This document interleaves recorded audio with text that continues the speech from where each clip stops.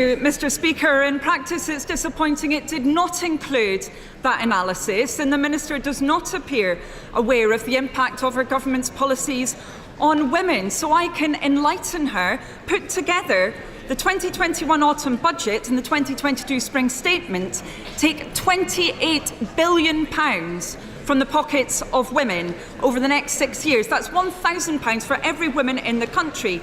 So why is our government still refusing to impose a windfall tax to reduce bills for everyone and up to £600 for the households who need it, many of them run by women? Yes. Mr. Speaker, I simply don't recognise the figures which the Honourable Lady is putting forward. It is not right to say that we're taking money out of the pockets of women. We have put forward a spring statement and a financial package that is looking after the interests of everyone in this country, because we look after people irrespective of their sex or gender, their race, and we look at people based on socioeconomic characteristics in particular, and those who are most vulnerable or disadvantaged. Dr. Luke Evans. Thank you, Mr. Speaker. I've been fighting hard to keep body image up the agenda. The Advertising Standards Authority have closed their call for evidence. The Health Select Committee has started an inquiry into this, and the Online Harms Bill has the chance to address body image. That being said, what action has my right honourable friend taken following the Women and Equality Select Committee report, changing the perfect picture and inquiry into body image? Mr. Speaker, I thank my honourable friend for his continued work on this important issue. As we all know, poor body image can affect lifestyle choices, physical and mental health, and is associated with lower confidence and lower aspirations. So we've been taking steps to ensure young people have the skills to keep themselves safe through our work on media literacy and understanding that the online environment is not always reflective of reality. Jill Furness. Thank you, Mr. Speaker. Hormonoplasty and so-called virginity testing are disgraceful forms of abuse against women and girls. I was therefore pleased when the government committed earlier this year to banning them. Will the Minister update the House on when this legislation will be introduced so that women and girls are protected from these inhumane practices? Certainly, the government is committed to safeguarding women and girls, which is why on the 18th of November 2021 we tabled an amendment to the Health and Care Bill to ban virginity testing, which passed unopposed in the House of Commons. Cheryl Murray. Thank you, Mr. Speaker. There's no doubt that our first female Prime Minister led the way by showing women that they can reach the highest office and do the job well. What steps are the government taking to encourage more women to seek elected office, and will she consider a similar accolade to the Falkland Islands and celebrate a Margaret Thatcher Day? Minister.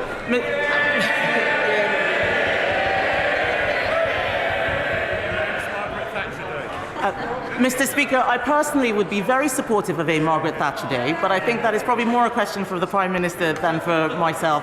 But my honourable friend will know that all parties actually do quite a lot to support women into elected office, and I think that that's something that we can agree across the House is a very important thing to continue. Before we come to Prime Minister's questions, I would like to point out that the British Sign Language interpretation of proceedings is available to watch on Parliament Live TV. Now we start with questions to Prime Minister. Gareth Davis. Number one, Mr. Speaker. Prime Minister. Mr. Speaker, the whole House will have read the statement today from my honourable friend, the member for Bridgend. And I know that the House stands with you and will give you the support that you need to live freely as yourself. Mr. Speaker, I'd like to thank Donna Ockenden and her whole team for the compassionate approach she's taken throughout this distressing review of maternity care at Shrewsbury and Telford Hospitals NHS Trust. Every woman giving birth has the right to a safe birth, and my heart therefore goes out to the families for the distress and suffering that they've endured. My right honourable friend, the Secretary of State for Health, will be making an oral statement this afternoon setting out the government's response. Mr. Speaker, this morning I had meetings with ministerial colleagues and others. In addition to my duties in this House, I shall have further such meetings later today. Gareth Davis. Thank you, Mr. Speaker. While our focus is rightly on Ukraine, the Prime Minister will be aware of the great concern many people have across the Baltic states. So can he outline the role the Joint Expeditionary Force can play in countering Russian aggression and improving defensive posture for our allies in the Baltics. Prime Minister. I thank him very much, and the Joint Expeditionary Force, or the JEF, is an increasingly important grouping of the Nordic countries, the Baltic countries, the Dutch and ourselves, who are committed to working together in an active way to counter Russian aggression and to support our Ukrainian friends. And we had a very successful meeting a couple of weeks ago, and we'll have further such meetings in the course of the next few weeks. We now come to the Leader of the Opposition, Keir Starmer. Thank you, Mr. Speaker. Can I start by joining the Prime Minister in his remarks in relation to the honourable member for Bridgend? Does the Prime Minister still think that he and the Chancellor are tax-cutting Conservatives? Yes, Mr. Speaker, I certainly do, because I certainly do, because this is the government that has just introduced not only the biggest cut in fuel duty ever, but the biggest cut in tax for working people in the last 10 years, Mr. Speaker. 70% of the population paying national insurance contribution will have a substantial tax cut as a result of what the Chancellor did. And if you take together, they don't like it, Mr. Speaker, it's true. They always put up taxes. That's why. We cut taxes. They love it. They love putting up taxes.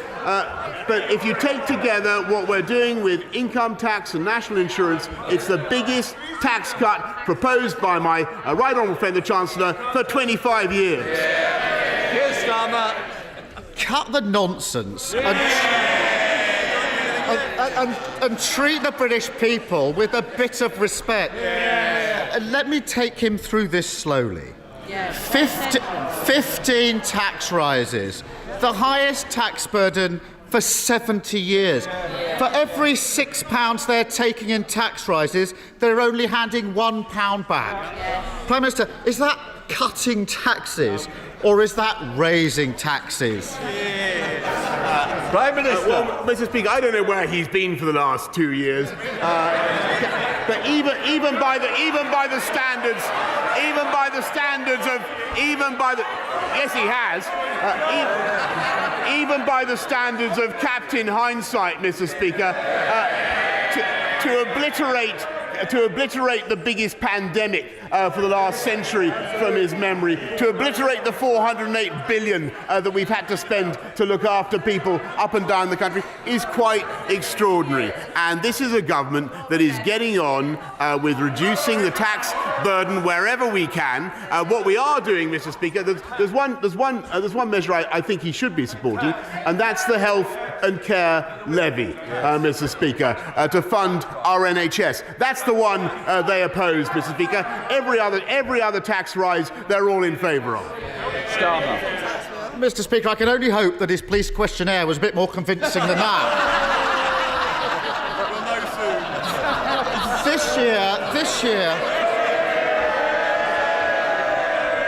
This year, British people face the worst fall in living standards on record. While they're counting every penny, the Prime Minister is hitting them with higher taxes. But in 2024, when there just so happens to be a general election, they will introduce a small tax cut. That's not taking difficult decisions. It's putting the Tory re-election campaign over and above helping people pay their bills. How did he find a Chancellor as utterly cynical as he is? Prime Minister. What we have, Mr. Speaker, is a Chancellor who took the tough decisions to look after the UK economy throughout the pandemic, who protected people up and down the land with £408 billion worth of support, Mr. Speaker. And by the way, if we listen to them, if we listen to Captain, this is the truth. If we listen to Captain Hindsight, we would not have come out of lockdown in July last year, Mr. Speaker. We would have stayed in lockdown over Christmas and New Year, Mr. Speaker. with the result that the UK economy would not be growing in the way that it is, and so we would not be able to make the investments that we now are. And under Labour, we would have to tax more and borrow more, and they cannot be trusted, Mr. Speaker, with the economy. Keir Starmer. The tough decisions. Give me a break. We know, Mr. Speaker, we know who those two always ask to pay. Income stealth tax, a tax on working people. Tuition fee raid, a tax on working people. National insurance hike, a tax on working people. All while oil and gas companies see unexpected bumper profits. A windfall tax would raise billions and ease the burden on working people. Mr. Speaker, the former CEO of BP, Lord John Brown, says a windfall tax is justifiable. The current CEO says they have, in his words, more cash than they know what to do with. Why is the Prime Minister more interested in shielding oil and gas profits than supporting working people?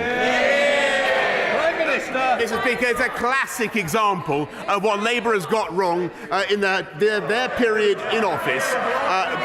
The oil and gas companies are now investing £20 billion, Mr. Speaker, in ensuring that we have long-term energy supplies. And I remember the 1997 Labour manifesto actually said that there was no economic case for more nuclear power. We are now having to make good the historic mistakes of the Labour Party by investing in our long-term energy supply. That is what we're doing. Everything that they are proposing would mean deterring investment, meaning higher prices for consumers and households up and down the land being worse off. Speaker, there we have it. They're the party of excess oil and gas profits. We're the party of working people.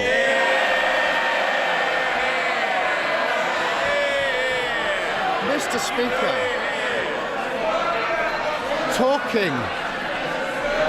talking of parties, Prime Minister, he told the House no rules were broken in Downing Street during lockdown. The police have now concluded there was widespread criminality. The Ministerial Code says that ministers who knowingly mislead the House should resign. Why is he still here? Hang on a minute. He's just changed his position. Sorry, Mr. Speaker. I mean, we do at least expect some consistency from this human weather vane. It was only a week or so ago where he was saying that I shouldn't resign. He's got to make what is his position, Mr. Speaker? The investigators must get on with their job. But in the meantime, In the meantime, Mr. Speaker, we are going to get on with our job. And what we are focusing on is tackling the cost of living, helping people through the spike in fuel prices, the 9.1 billion that the Chancellor has set out, but also, Mr. Speaker, I've mentioned nuclear power, I've mentioned tackling our energy supplies, which Labour totally failed to deal with. What we're also doing, far more important perhaps even than that, Mr. Speaker, we're tackling illiteracy and innumeracy in our schools. And I think we're investing billions in tutoring, Mr. Speaker. That's what we're focusing on, and I think that's what the people of this country want us to focus on. Keir Starmer. Look, there are only two possible explanations. Either he's trashing the Ministerial Code, or he's claiming he was repeatedly lied to by his own advisers and that he didn't know what was going on in his own house and his own office. Come off it. He really does think that it's one rule for him and another rule for everyone else. That he can pass off criminality in his office and ask others to follow the law. That he can keep raising taxes and call himself a tax cutter. That he can hike tax during a cost of living crisis and get credit for giving a bit back just before an election. When is he going to stop taking the British public for fools? Mr. Speaker, this is the leader of the opposition who would have kept this country in lockdown and made it absolutely impossible. He has zero consistency on any issue, Mr. Speaker. But one thing we know about is he would like to take us back into the EU and take us back into lockdown if he possibly could. Thanks to what this government has done, we have unemployment back down to the levels it was before the pandemic. The economy bigger than it was. We have record vacancies, Mr. Speaker. The difference between them and us is they want to keep people, Mr. Speaker, they want to keep people on benefits. We want to help people into work. And that's what we're doing in record numbers. They want to raise taxes. We want to cut taxes. And that's what we're doing, Mr. Speaker. And we're tackling illiteracy. They didn't give a damn, Mr. Speaker. We're getting on with making this country the best place to invest. Last time I updated the House, Mr. Speaker, on the number of unicorns that we had of unicorns in this country. That's tech countries worth more than $1 billion, Mr. Speaker. I said we had 100.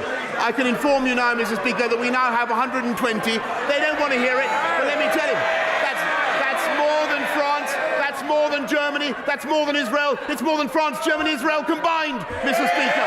That's what's happening under this government. That's what's happening because of the tough decisions we've taken. We take the tough decisions, we deliver, they play politics, Mr. Speaker.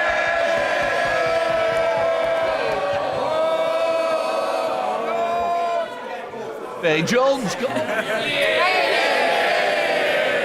Thank you, Mr. Speaker. The UK government's work connecting rural areas like Brecon and Radnorshire to superfast broadband is going to become a lot harder tomorrow when the Welsh Government withdraws its matched funding for the scheme, forcing the cost for installation back onto homes and businesses in my constituency. Welsh Labour's decision means that my constituents will lose out as local authorities in England continue to fund the scheme.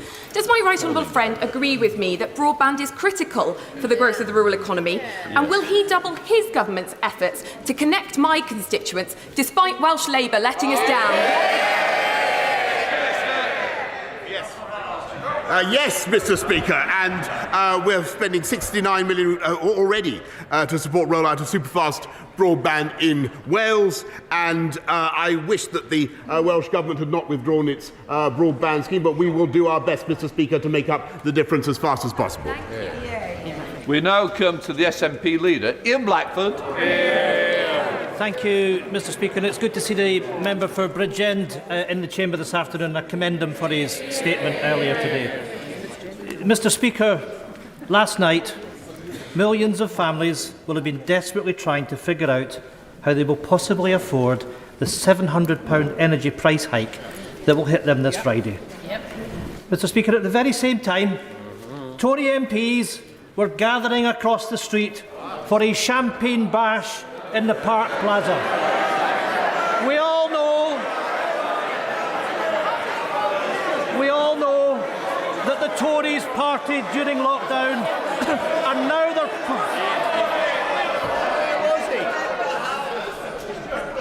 Mr. Fabricant, Easter is upon us. I don't need you to ruin your Easter.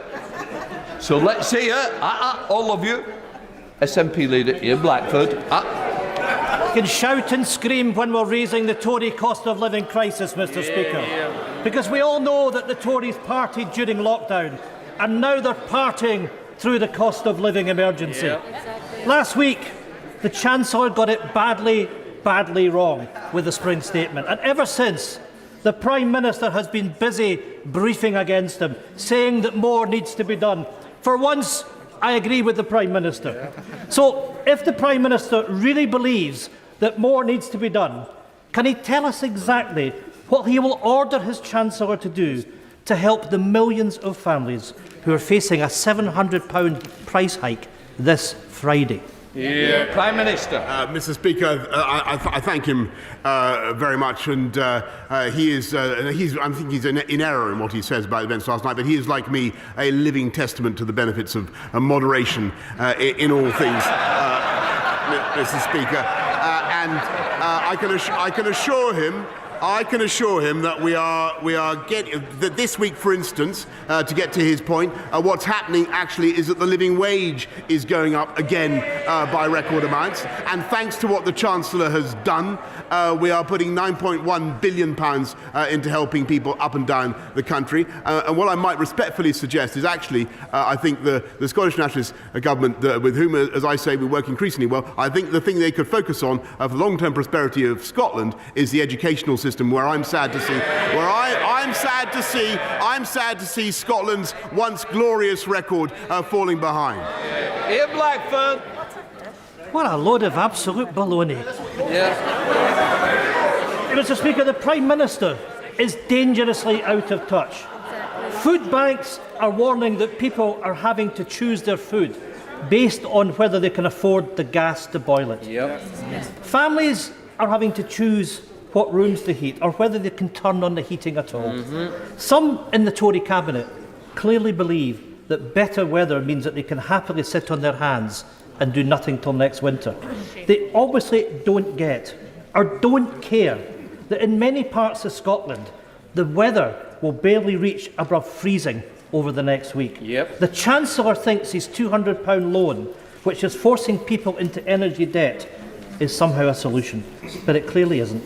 So before the Prime Minister and his Chancellor go off on their Easter holidays, will they at very least turn this loan into a grant and finally put some cash into people's pockets when they need it right now? Prime Minister. I thank him, but of course we are doing everything that we can. The 9.1 billion, the cold weather payments, and he's right to draw attention to the problem, Mr. Speaker. And we are making huge investments in supporting people right now, and another billion, by the way, through the Household Support Fund to help vulnerable families. But Mr. Speaker, when he talks about the cost of energy in Scotland, how absolutely preposterous that the Scottish Nationalist Party should still be opposed to the use of any of our native hydrocarbons in this country, with the result that we actually have to that the Europeans are importing oil and gas from Putin's Russia, Mr. Speaker. It's totally absurd. It's true. Just for the record, it's National Party. Let's go to Mark Fletcher. Thank you, Mr. Speaker. Following on from the publication of the school's white paper, one of my most important campaigns is to secure provision of quality post-16 education within the Bolsover constituency, where there is currently none. Young people in my constituency have to travel long distances at considerable cost to access their education. Will my right honourable friend meet with me to discuss how we can right this wrong for the young people of the Bolsover constituency and give them the education that they deserve? Prime Minister. Yes. I thank him very much, and he's a great champion for Bolsover and for his constituents. Free and subsidised travel is provided to Bolsover students travelling so far to two of the three excellent colleges that are going to be offering T-levels from 2023. But I will make sure that he gets a meeting with my right honourable friend, the Education Secretary, to discuss further what we can do. And David. During the Second World War, my grandmother, like countless other people across our country, opened her home to evacuees, including two German Jewish boys. Over 70 years later, the British people want to shelter desperate refugees again. 2 weeks ago, I was speaking to refugee families on the Ukrainian-Polish border at Medyka. Some desperately wanted to come to our country. One elderly couple told me, however, they'd been told that it was just too complicated. Now the government's own figures say the same. Paperwork is being put ahead of people. Mr. Speaker, when wealthy businessmen from over 50 countries can come to the UK visa-free, why does the Prime Minister insist that a traumatised Ukrainian mother and child must first fill out a visa form? Minister. Mr. Speaker, I think I'm thanking him very much, and he's right about the generosity of his country, and he's right to draw attention to his own family's generosity in this matter. Everybody, I think, is pulling together. The number of people who have come forward to offer their homes is incredible. But I really don't think that he should he should deprecate what the UK is offering. We've already given 25,000 people have already got visas, Mr. Speaker. We are processing 1,000 a day, and there is no limit, there is no upper limit to the number that we can take. And this is a country that has already been the most generous in taking people from Afghanistan, the 15,000 under Operation Pitting, 104,000 applications from the Hong Kong Chinese. This is a country that is overwhelmingly generous to people coming in fear of their lives from, yes it is, Mr. Speaker, and so is this government. Johnny Mercer. Thank you very much, Mr. Speaker. I don't think anybody involved in partnering operations over the last 10 or 20 years can fail to be humbled by the extraordinary courage and commitment of the Ukrainian people in defending their country, aided and abetted by the lethal aid from this country, of which they're all appreciative of this government and this Prime Minister being first out the door to deliver that. But would the Prime Minister agree with me that whilst others may now begin to tire, now is actually the time to double down on the aid that we give to Ukraine, that actually we might end up breaking a pretty poor Russian army and bring peace to that part of the world whilst consigning the likes of Vladimir Putin to the dustbin of history where he belongs? Prime Minister. Mr. Speaker, I think that is absolutely right. Thank him very much. I thank him for his own bravery in going to see for himself only the other day. But, Mr. Speaker, yes, it is right that we should double down on military defensive support in the way that we are. And by the way, can anybody imagine a Labour government, eight of whose front bench voted to get rid of our nuclear deterrent? Can you imagine? Yes, they did. Can you imagine recently? Can you imagine them doing the same? We will go on with that, Mr. Speaker. But what we will also do, and I hope we have the support of the opposition in this, is make sure that there is no backsliding on sanctions by any of our friends and partners around the world. In fact, we need now to ratchet up the economic pressure on Vladimir Putin, and it is certainly inconceivable that any sanctions could be taken off simply because there is a ceasefire, Mr. Speaker. That would be absolutely unthinkable, in my view. Thank you, Mr. Speaker. Households are experiencing soaring energy costs. We're in the middle of a global climate emergency. Against this backdrop, Norway can feed energy into our national grid at a cost of £1.36 per megawatt hour. France pays 17 pence per megawatt hour. Germany, the Netherlands and Luxembourg pay nothing to feed into our group. Can the Prime Minister then explain why Scotland's renewable sector has been punished with grid connection charges of £7.36 per megawatt hour? Prime Minister. Mr. Speaker, Scotland's renewable sector is leading the world, and I'm grateful to all the Scottish government for all the help and support that they are giving in developing that incredible resource in the North Sea. I think that there is also a role, by the way, for hydrocarbons as we transition, Mr. Speaker. But what we need to do is make sure that we have a grid that enables us to take that electricity onshore and transmit it around the country. And that is what I will be setting out in the British energy security strategy, Mr. Speaker. That is the investment, the long-term investment that this country needs, and which the parties opposite completely failed to address. Greg Smith. Thank you, Mr. Speaker. Last week, following a huge resident and parish council-led campaign, the planning application for a new mega prison in my constituency was refused. But would my right honourable friend agree that with the proposals for that site being very close to where HS2 and East West Rail cross, this is a matter of fairness whereby communities already suffering at the hands of the construction of big state infrastructure should not be asked to take more, and will he instruct the Ministry of Justice not to appeal this planning decision? Minister. I thank my honourable friend, who's a doughty campaigner for his constituency. He's made an important point about a planning matter about which I don't think I should really comment, but I'm sure that the relevant ministers will have heard him loud and clear. Eric Linden. Thank you, Mr. Speaker. With the government losing an estimated £4 billion to fraud in the furlough scheme, Surely the Prime Minister should have tackled that fraud, especially when, in his own party in North Tyneside, furlough was claimed for a member of party staff, even though he continued to work. Prime Minister.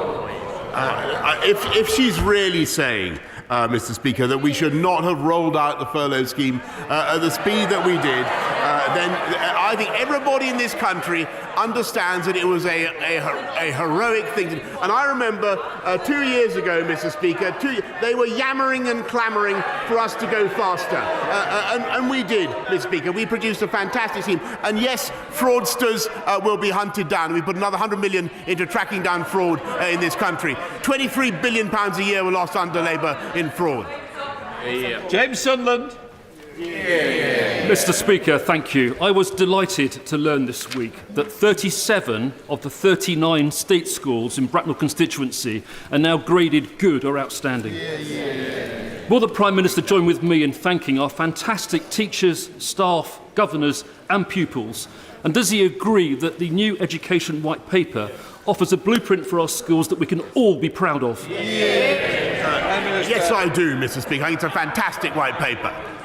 Evans. Over 2 million tonnes of edible food is wasted on farms and factories every year, and funding was introduced in 2019 to cover the costs of getting food to charities to reach those in need. However, the Prime Minister will know his government have now cut that critical funding to zero. Mr. Speaker, funding for food waste diversion helps support community projects like, for example, Three Hills Community Supermarket in Glasgow. So can the Prime Minister explain why he's ignoring calls from Feeding Britain, Good Food Scotland and Fair Share to continue this worthwhile initiative and instead cutting off a lifeline to those struggling with the cost of living crisis? Prime Minister. I thank him very much. I think he's referring to the strategy that we have for food waste. As far as I know, we continue to support it, but I will be happy to update him by letter. Lucy Allen. Very much, Mr. Speaker. Can I thank the Prime Minister for his earlier remarks concerning the Donna Ockenden report into avoidable maternity deaths and injuries at the Shrewsbury and Telford Hospital Trust. The report makes for devastating reading, the more so because women's voices were ignored. Absolutely. My constituent Hayley Matthews begged staff for a C-section throughout her 36-hour labour, but was forced into a natural birth. Her son Jack arrived blue and floppy, and within hours of his birth he tragically died. Will the Prime Minister join me in offering heartfelt sympathies to all the families affected, and also grateful thanks to the 1,862 women who shared their experiences with the Ockenden Review to ensure that maternity care is safer, kinder and more compassionate for the women that come after them?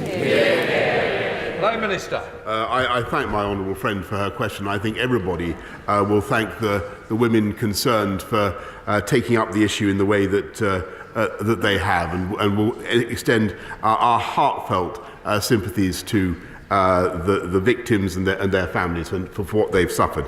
It is very important that people get the answers that they deserve, Mr. Speaker, but also that we have the right approach to this issue in the future, and that's why we're investing very substantially in maternity services, and also, of course, very substantially in midwives and in our NHS altogether. Sir Chairman. Thank you. Prime Minister, every day I hear from more and more of my Rotherham constituents who are struggling to put food on the table, to keep their lights on, to fuel their cars. The Office for Budget Responsibility estimates the government's measures will only offset falling living standards by a third. This is the biggest financial squeeze since the 1950s. Prime Minister, don't blame Ukraine, don't blame COVID. This is down to your government's policies and your political choices. Sleep at night.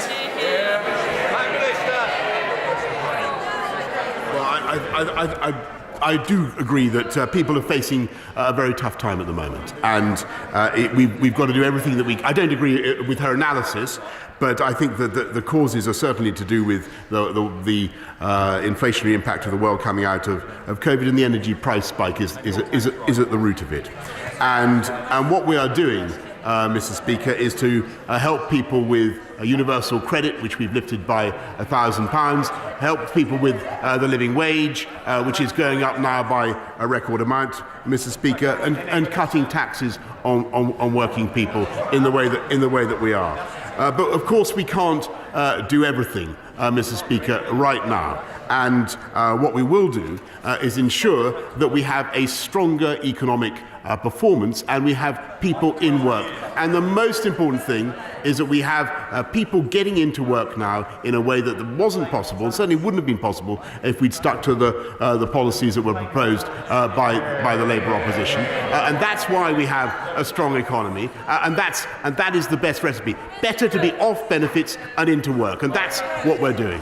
Neil Clark. Thank you, Mr. Speaker. One of my earliest campaigns was to reopen Stafford's Shire Hall, so I'm delighted that this iconic building is finally set to reopen this summer. So can I thank the government for providing £1.6 million in funding to create a hub for small businesses in the Shire Hall. But can I also ask my honourable friend to help regenerate the rest of Stafford Town Centre and our high streets to help level up the West Midlands and support our local businesses? Prime Minister. I thank my honourable friend for her fantastic work to reopen Shire Hall. She's a passionate campaigner for Stafford, and Stafford was awarded over £14 million lately, Mr. Speaker, through the Future High Streets Fund. Thank you, Mr. Speaker.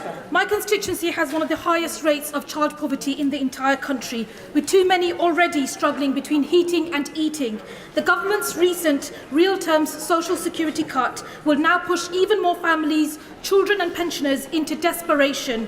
Does the Prime Minister agree that the biggest squeeze in household finances since records began does not come out of the blue, but is due to conservative economics and the notion that while some have the pleasure of partying, the rest of us should suffer? That's right. Prime Minister. No, Mr. Speaker, we're absolutely dedicated to levelling up across our entire country and making sure that we reduce poverty. And that's why I'm proud that there are now 500,000 fewer kids actually in workless households, 200,000 fewer kids, 200,000 fewer in poverty, Mr. Speaker, and 1.3 million fewer in absolute poverty. And the way we've done that, the way we've done that, Mr. Speaker, is by helping people into work. And we're going to go further, investing in more work coaches, massively increasing our training budget so that people get the skills that they need. That's our approach, Mr. Speaker, helping people by getting them into work. Sir Robert Butland. Thank you, Mr. Speaker. Today's announcement by our serving United Kingdom judges of their withdrawal from the Hong Kong Court of Final Appeal is now the right decision, and I support it, as does my right honourable friend. Does he agree with me that on this sad day for the people of Hong Kong, and at a time when the international rule of law is under unprecedented challenge, it is for us here in Britain to stand up for what is right, to be resolute in the face of tyranny, and to make sure that the international rules-based order is defended at every opportunity? Prime Minister.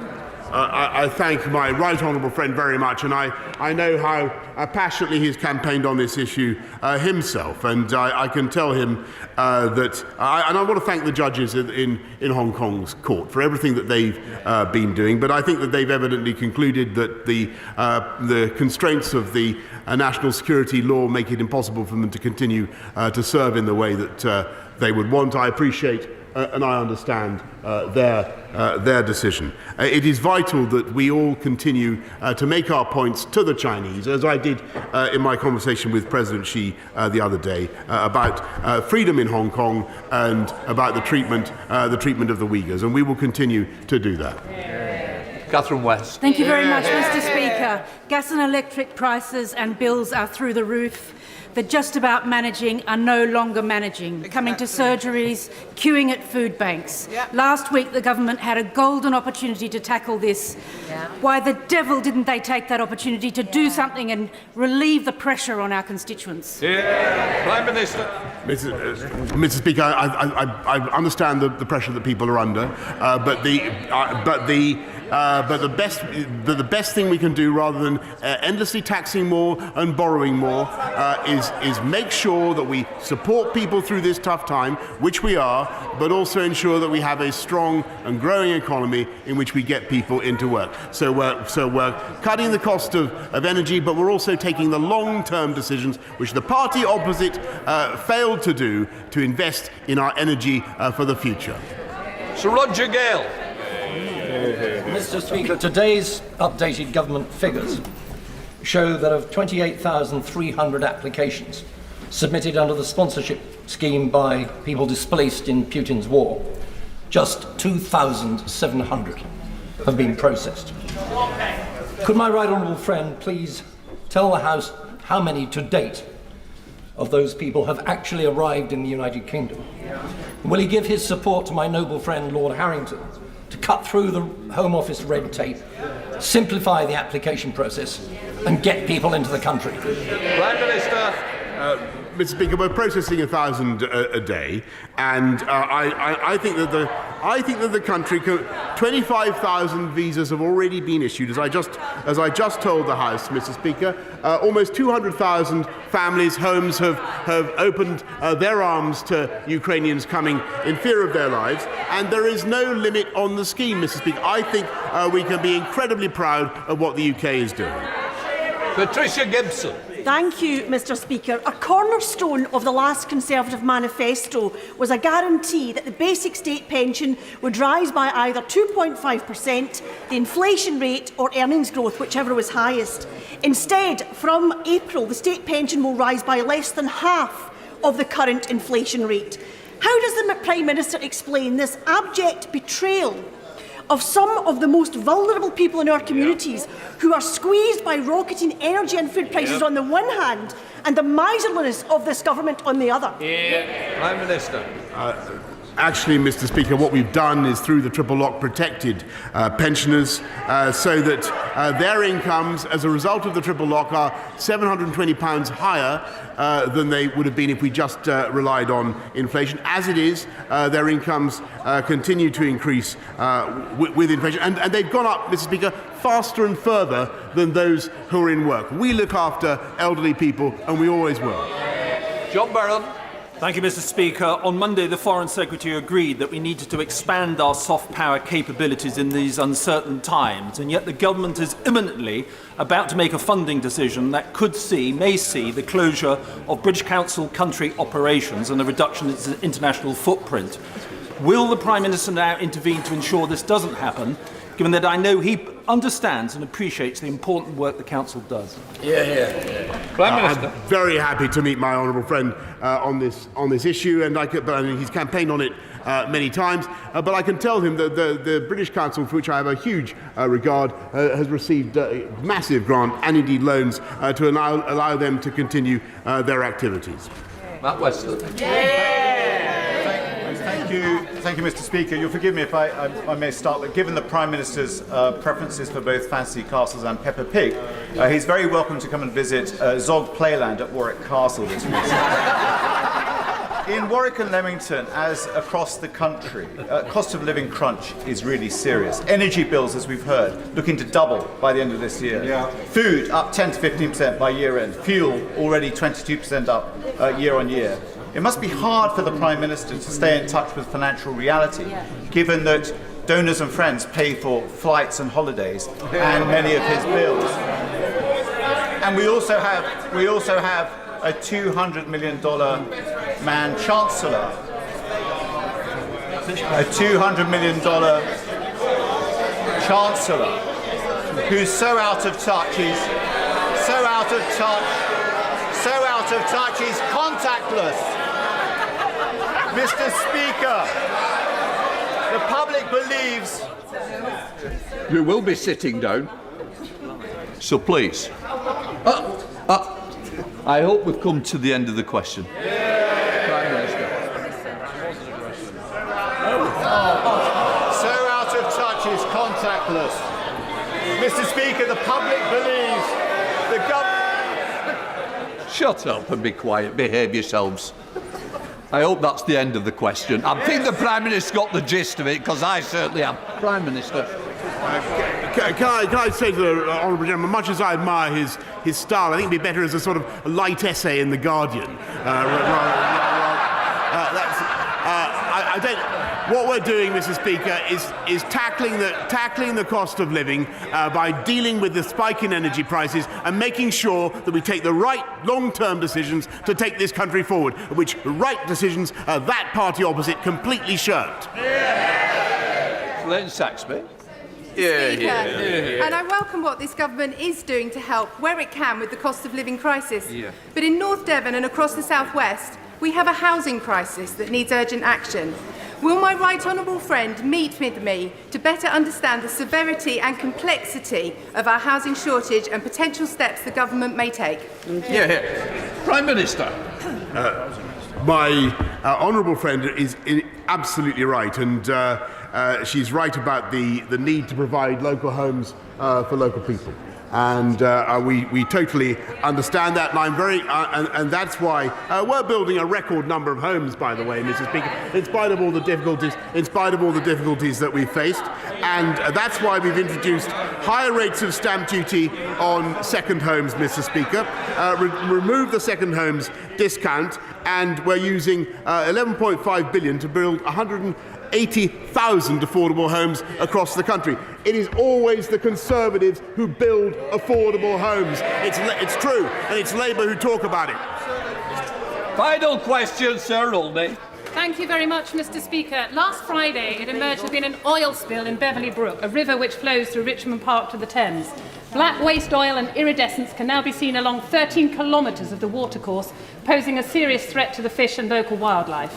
The Environment Agency are investigating, but they are understaffed and underfunded, while also battling against water companies over sewage discharge. Will the government commit to strengthening the powers of the Office for Environmental Protection, as the Lib Dems tried to do through the Environment Bill, so that it is able to hold the government and other public authorities to account over environmental damage in the same way the European Commission was able to? Prime Minister.